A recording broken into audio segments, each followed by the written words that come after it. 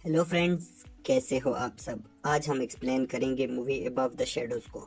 ये फिल्म एक लड़की के बारे में है जो दुनिया के लिए बिल्कुल गायब हो चुकी है। फिर सिर्फ एक आदमी उसे देख सकता है और वो उसे वापस दुनिया में लाता है। तो चलिए शुरू करते हैं इस अमेजिंग स्टोरी को, लेकिन पहले चैनल को सब्सक्राइब ज़रूर करें। मूवी के स्टार्ट में होली अपनी कहानी सुनाती है। वो बताती है कि वो 3 बहन भाई थे, सबसे बड़ी वेनेसा और सबसे छोटा ट्रॉय, और वो थी दरमियान वाली। होली की मॉम उसका बहुत ख्याल रखती थी, लेकिन वो बीमार हो गई और कुछ अरसे बाद वो मर गई। लेकिन मॉम के जाने के बाद होली गायब होने लगी। वो अपनी फैमिली की यादों से भी गायब हो गई। किसी को याद भी ना रहा कि उनकी फैमिली में कोई होली भी थी। होली बड़ी हो गई, लेकिन वो पूरी दुनिया के लिए गायब हो गई थी। न उसे कोई देख सकता था और न सुन सकता था। होली ऐसे जिंदगी गुजारने की आदी हो गई। वो खाना डिलीवरी से मंगवाती और दरवाजे से उठा लेती थी। होली एक बड़ी बिल्डिंग में रहती जहाँ लोगों को एक दूसरे का पता नहीं था और इसीलिए किसी को शक भी नहीं होता था। होली पैसे कमाने के लिए डिफरेंट क्लब में जाती और आदमियों की फोटोज लेती जो लड़कियों से फ्लर्ट कर रहे थे, और उनकी फोटो से उन्हें ब्लैकमेल करके या न्यूज़पेपर को वो फोटो बेचकर वो पैसे कमाती थी। होली का भाई ट्रॉय अपने कमरे के बेसमेंट में रहता था और फिर आने जाने वाली लड़कियों की टांगों की वीडियो बनाता था। और वेनेसा की शादी हो गई थी और उसके डैड अब रियल एस्टेट के बिजनेस में थे। होली बहुत अकेली हो गई थी क्योंकि सारी दुनिया के लिए वो एग्जिस्ट ही नहीं करती थी। एक दिन होली एक क्लब में लोगों की फोटो ले रही थी कि वहाँ एक बाउंसर उसे देखता है और पकड़कर बाहर निकाल देता है और कहता है ऐसे लोगों की प्राइवेसी मत खराब करो। होली को यकीन नहीं आता कि कोई उसे देख भी सकता है। वो इंटरनेट पर सर्च करती है तो पता चलता है उस बाउंसर का नाम शेन है, जो एमएमए फाइटर था। लेकिन उसका एक स्कैंडल बना और उसकी फेम खत्म हो गई। होली शेन से मिलती है और कहती है तुम्हारी फोटो मैंने ही लीक की थी।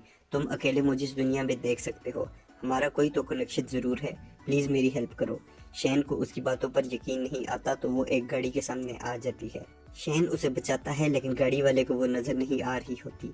वो शेन के साथ एक क्लब में जाती और उसके दोस्त के सामने साबित करती है कि वो गायब है। शेन कहता है अगर तुम सच भी कह रही हो तो मैं क्या कर सकता हूँ। होली बोलती है मैंने तुम्हारी जिंदगी खराब की है और इसे अब ठीक भी मैं करूंगी। होली को पता चलता है कि शेन अब भी स्ट्रीट फाइट करता है और वो देखने जाती है। शेन की फाइट देखकर होली कहती है कि तुम्हें वापस एमएमए में जाना चाहिए और इसके लिए मैं तुम्हारी मदद करूंगी।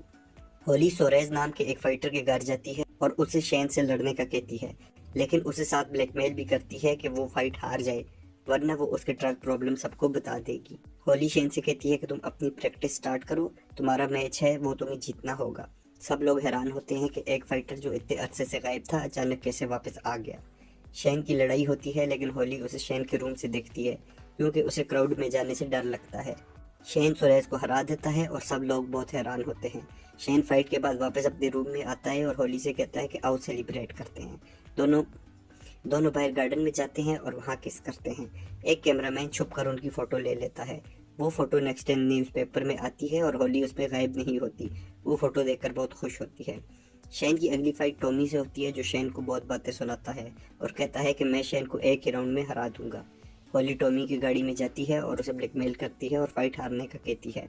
शेन और होली एक क्लब से बाहर आते हैं तो शेन को उसकी पुरानी गर्लफ्रेंड जूलियन की कॉल आती है जो उसे वापस पैचअप करना चाहती है। शेन टॉमी को फाइट में हरा देता है। होली एक न्यूज़ एजेंसी के पास जाती है और शेन के पुराने राइवल मेटे से दोबारा लड़ने की फेक न्यूज़ देती है। होली मेटे के घर जाती है और सब जगह ढूंढती है, लेकिन उसे ऐसा कुछ भी नहीं मिलता जिससे वो मेटे को ब्लैकमेल कर सके।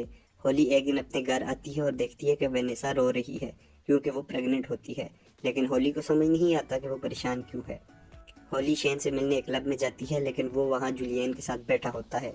होली को बहुत गुस्सा आता है और वो वहाँ से बाहर निकल जाती है और शेन को कहती है कि तुम अपनी गर्लफ्रेंड के पास वापस जा रहे हो तो मैं तुम्हारे लिए क्या हूँ। शेन कहता है कि तुम दुनिया के लिए गायब हो। होली शेन को बताती है कि वो मेटे को ब्लैकमेल नहीं कर सकती। शेन को बहुत गुस्सा आता है और वो कहता है मुझे इस तरह की विंच चाहिए भी नहीं थी, और वहाँ से चला जाता है। होली वापस अपनी पुरानी रूटीन पर चली जाती है।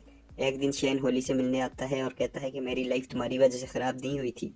मेरा अफेयर पहले से चल रहा था और इसी वजह से मेरी गर्लफ्रेंड ने मुझे छोड़ा और मुझ में बहुत ज़्यादा प्राइड थी, जिसकी वजह से मैं अपना कैरियर खो बैठा।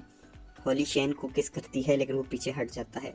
शेन कहता है कि तुम्हारी फैमिली ने शायद तुम्हें बुलाया ना हो, तुम्हारे गायब होने की वजह कुछ और भी तो हो सकती है। लेकिन होली को बहुत गुस्सा आता है और वो वहाँ से चली जाती है। होली बहुत परेशान होती है अपनी ज़िंदगी से और सब कुछ छोड़कर कहीं दूर जाना चाहती है। वो अपनी बहन वेनेसा को देखने आती है, लेकिन वो अब भी प्रेगनेंसी को लेकर बहुत परेशान होती है। होली उसके हस्बैंड के सामने प्रेग्नेंट किट गिरा देती है, जिससे उसे पता चल जाता है कि वेनेसा प्रेग्नेंट है। वो बहुत खुश होता है, लेकिन वेनेसा कहती है अगर मैं भी अपने बच्चे का ख्याल ना रख सकी तो क्या होगा। वो उसे गले लगाता है। होली ट्रॉय के रूम में जाती है और उसकी मूवी देखती है जो उसने एक ही लड़की की बनाई होती है जिस पर उसे क्रश होता है। होली उस लड़की को गिरा देती है। ट्रॉय उसकी मदद को आता है और वो उसका हीरो बन जाता है। इसके बाद होली अपने डैड के रूम में जाती है और उसे समझ आता है कि डैड अभी तक मॉम की डेथ से रिकवर ही नहीं हुए। होली को बहुत दुख होता है कि वो सिर्फ अपने बारे में सोच रही थी, जबकि मॉम की डेथ के बाद सभी परेशान थे और इसने सबकी ज़िंदगी को असर किया था। शेन और मैटे की फाइट शुरू होती है और शेन को बहुत मार पड़ती है। होली जल्दी वहां जाती है और कैच के अंदर जाकर शेन को हौसला देती है और कहती है कि तुम ये फाइट जीत सकते हो। उस टाइम पर सबको होली नजर आने लगती है और उसे कैच से बाहर निकाल देते हैं। शेन आखिरी राउंड में बहुत ज़बरदस्त लड़ाई करता है, लेकिन पहले की राउंड की वजह से मैटे को जीत दे दी जाती है। शेन जल्दी से होली के पास जाता है और उससे कहता है कि मैं हार गया हूँ, लेकिन मैं तुम्हारे साथ ज़िंदगी गुजारना चाहता हूँ। दोनों किस करते हैं और इसके साथ ही मूवी ख़त्म हो जाती है। आपको ये मूवी कैसी लगी हमें कमेंट करके ज़रूर बताएं।